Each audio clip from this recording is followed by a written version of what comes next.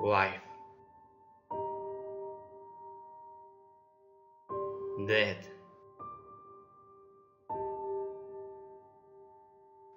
both are the same, but at the same time, they are so different from one another. Everyone will experience it because it's nature and always will be like that, forever and ever.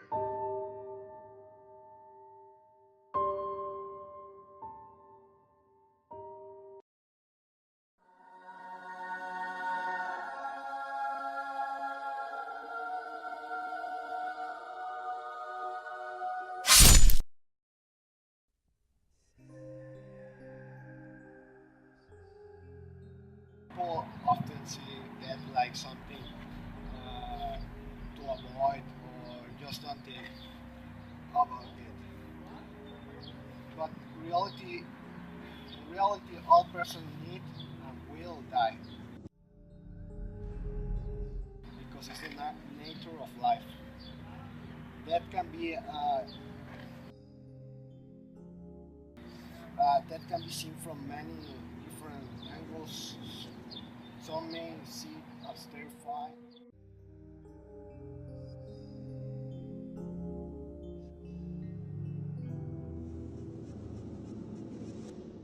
Can be seen like in different angles. Some people can see that like something very terrifying, and uh, others welcome it for a reason or another.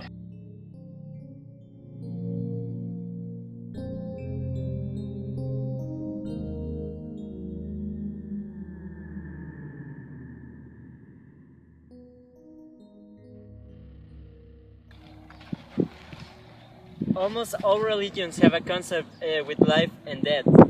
Most of the religions believe in an afterlife after someone dies.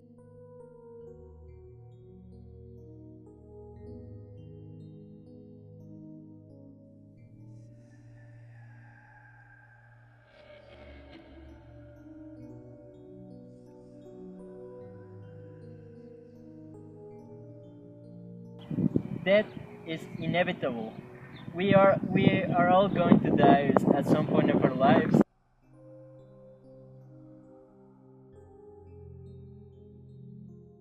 That is such a big concept that our human minds just reject the idea of us dying, of what happens when you die, of how does it feel when you die.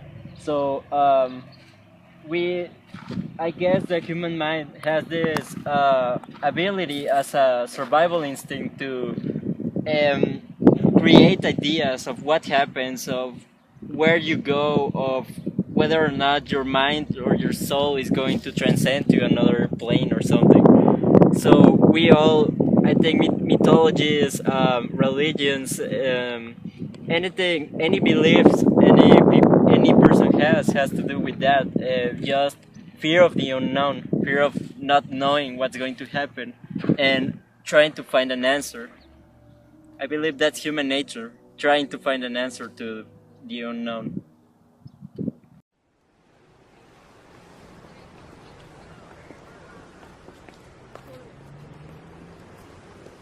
As human beings, we try to create concepts to try to explain what's gonna happen, try to give some reason to something we don't know, and we don't know how it feels like. And the only thing for certain we know is that we are all going to die. What happens after, we don't know. That's why we need to create beliefs and these creatures, beings, afterlife. Dies irae, dies illa, solvet saeculum in favilla. Tesse David cum These concepts.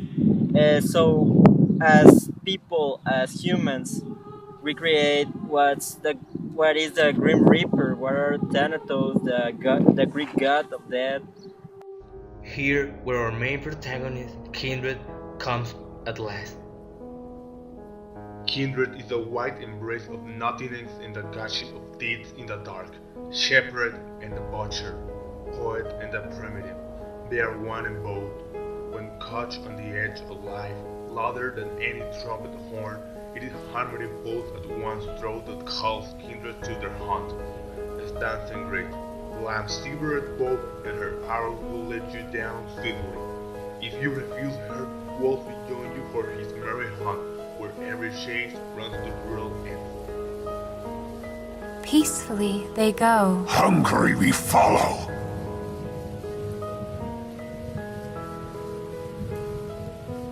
The lamb, being the representation of knowledge and reason, looks like the acceptance of death, which means the peaceful and fastest way to end. Embracing life means accepting death.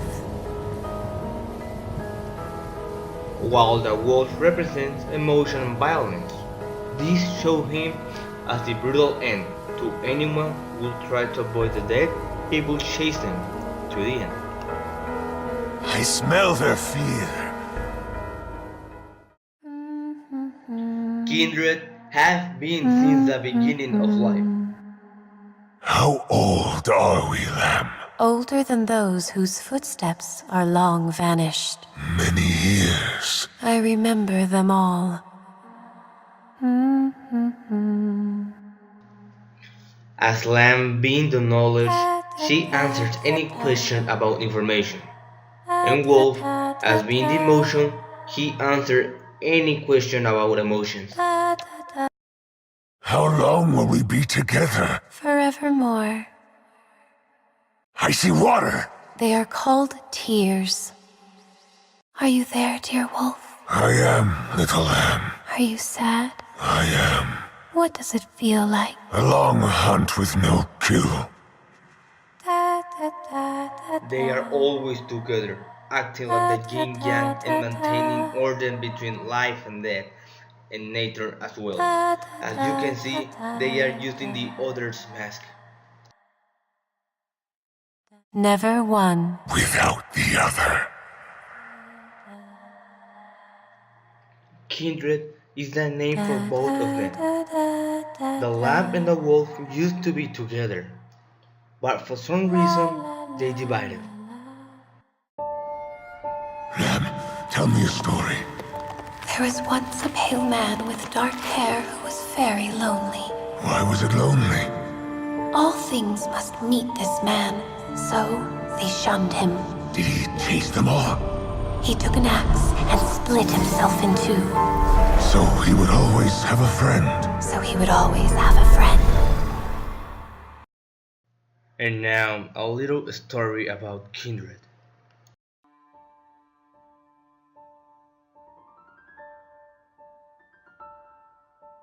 Maga was about to die for the 14th time. She had bitten into a rotten apple, yet again. Its putrid flesh had, as always, infected her with carrion shade.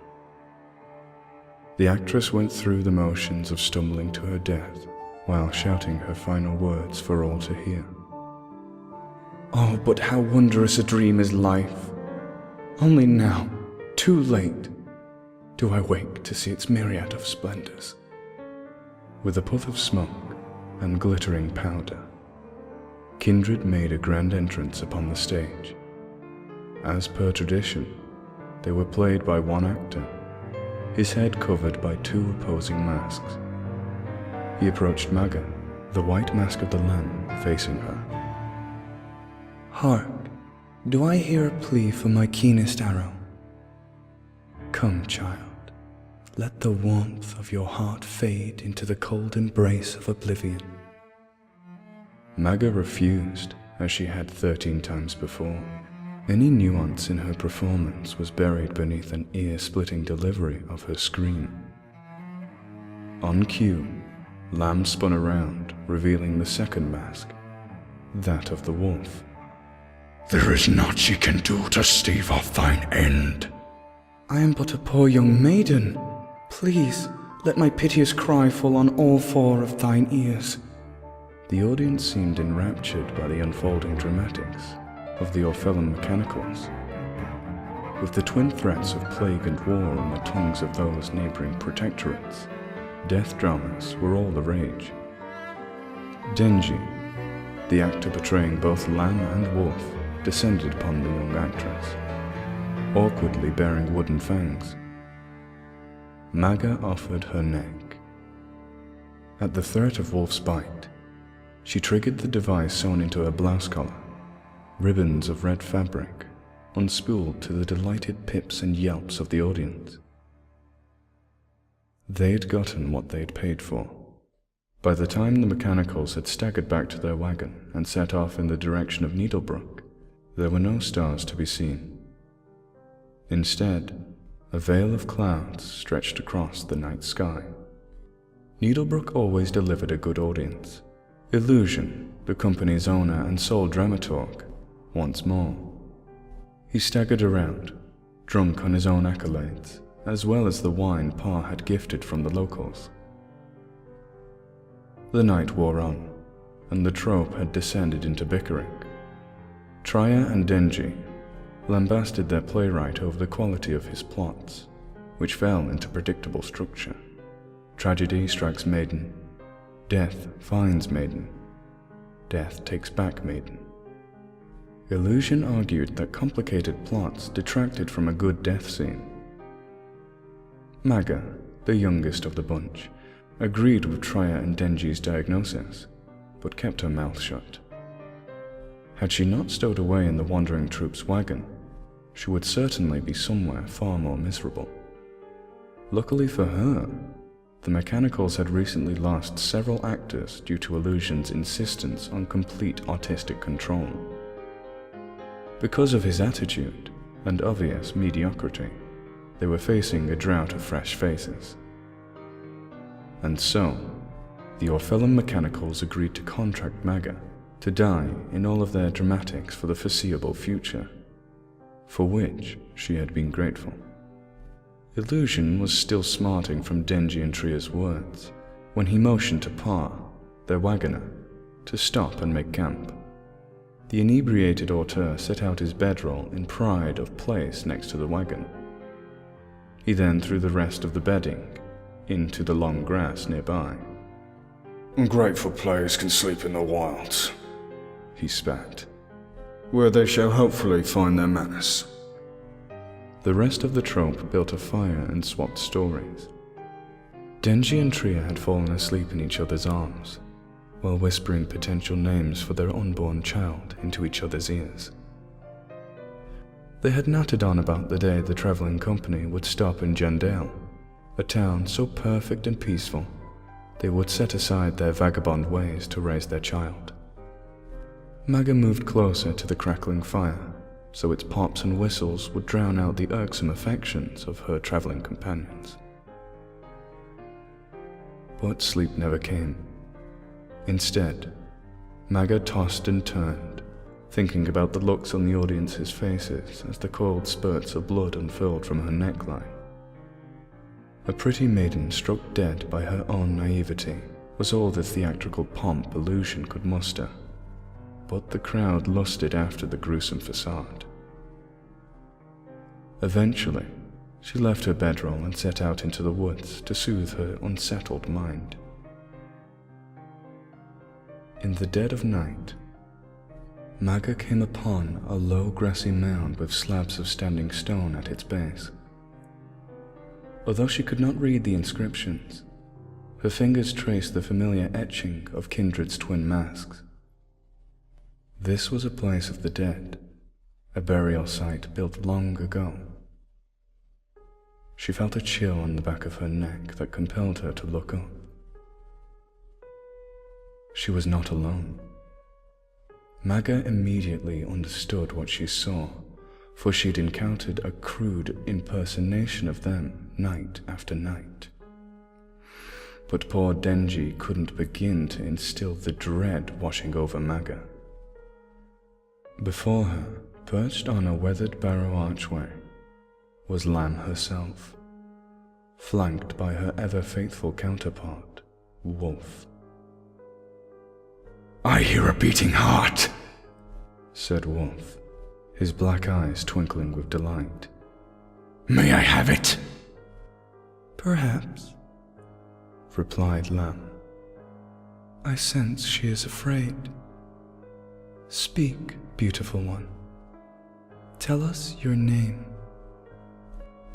I would have yours first, stammered Maga, stepping backward.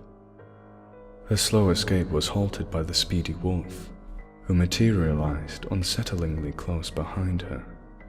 He spoke directly in her ear. We have many names. In the west, I am Ina to his Annie, said Lamb.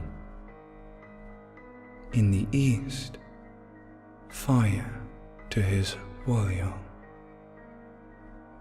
But we are kindred everywhere. I am always lamb to wolf, and he is always wolf to lamb.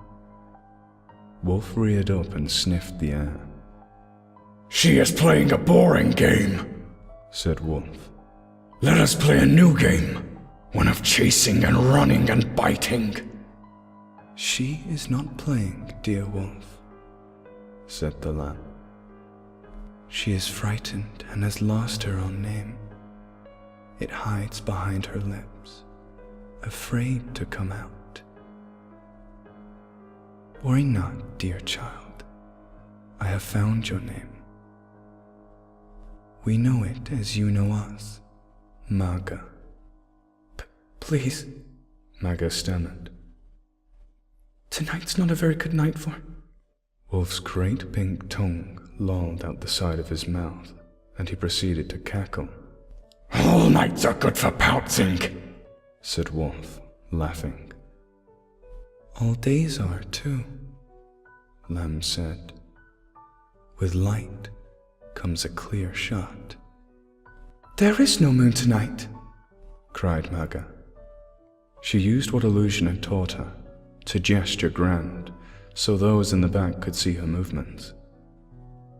It is hidden by a blanket of clouds, tucked away from my eyes and yours. Without the moon, what would be the last thing I would see? We see the moon, replied Lamb, as she caressed her fabled bow. It is always there. There are no stars, said Maga, trying again, this time gesturing smaller and speaking quieter. No menagerie of twinkling diamonds, glittering in the midnight hue. What more beautiful view could one hope for, whence one meets wolf and lamb? This Maga thing is playing a new game.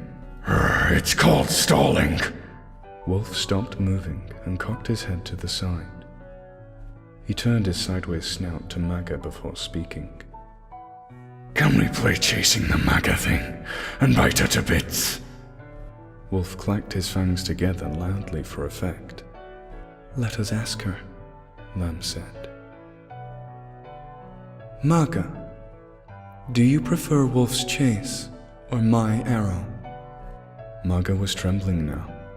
Her eyes raced to take in every last detail of the world around her.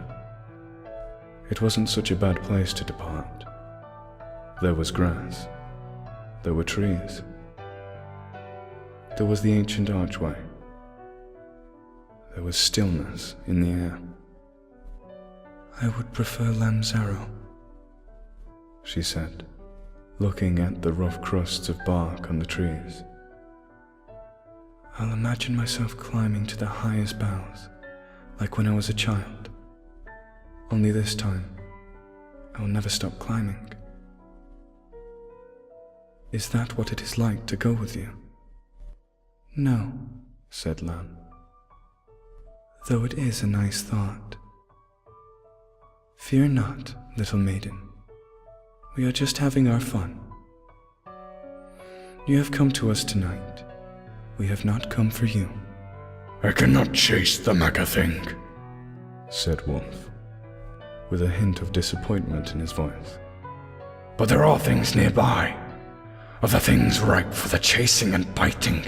Hurry, Lamb, I am hungry. For now, know that your theatrics have pleased us, and we will watch them until the day we meet again. Wolf passed over Maga and disappeared into the woods. The shadowy beast sneaked away through the fields of tall grass. Maga looked back toward the weathered barrow. Lamb was gone. The actress fled.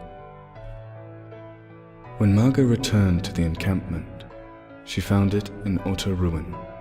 The wagon she had only just begun to call home had been ransacked and reduced to a smouldering husk. Bits of clothing and ruined props lay strewn across the campsite. She found Denji's body near where he'd slept. He had died protecting Traya, whose corpse lay behind him. Judging from the trails of blood, their deaths had not been slow. They had dragged themselves towards each other, their fingers entwined in one last caress before death. Maga had noticed that Illusion had managed to kill 2 of the bandits before being burnt to a crisp, along with Pa and the wagon. The only thing that remained untouched were Denji's lamb and wolf masks. Maga picked them up and held them in her hands. She placed the lamb mask over her own eyes and heard the voice of Wolf. "Chase the Maga thing." The maiden ran the distance to Needlebrook, never once looking back. The golden round was filled to the brim with a sea of twinkling eyes, all glittering in excitement at the velvet curtain. The king sat in the theatre with the queen and their advisors, all eagerly awaiting the onset of the dramatics. Everyone hushed as the black curtain lifted to reveal the actors. Marga sat in a quiet dressing room under the stage. She heard the crowd fall silent as she studied herself in the mirror. The luster of youth had fallen from her years ago and left her with a long shock of silver running through her hair. "Madam," said the stagehand, "you're not in costume yet." "No, child," Maga said. "I only dress at the last moment." "It is the last moment," said the young stagehand, holding the 2 final pieces of Maga's costume, the same lamb and wolf masks from her days with the Orphelum Mechanicals. "May your performance be blessed tonight," the stagehand said. Maga prepared to leave for the stage. She slipped the masks over her head. The old chill from the dark barrow crept over her spine. She welcomed it, as always. She enthralled the audience as she glided onto the stage, embodying Lamb's graceful movements. She thrilled the crowd with her rendition of Wolf's playful savagery. She, as the twin deaths personified, eased the suffering of her fellow actors, or ripped it from their throats, until the crowd stood on its feet and erupted in thunderous applause. It was true. All audiences loved a good death, and they loved Maga's more than any other. Even the king and queen were on their feet in praise of her work. But Maga heard no applause and saw no ovations. She didn't feel the stage beneath her feet, nor the hands of her fellow mummers in hers as they bowed low. All she felt was a sharp pain in her chest. When Maga looked out over the audience, every single face was either a lamb or a wolf. Choose now, my arrows. Or my teeth!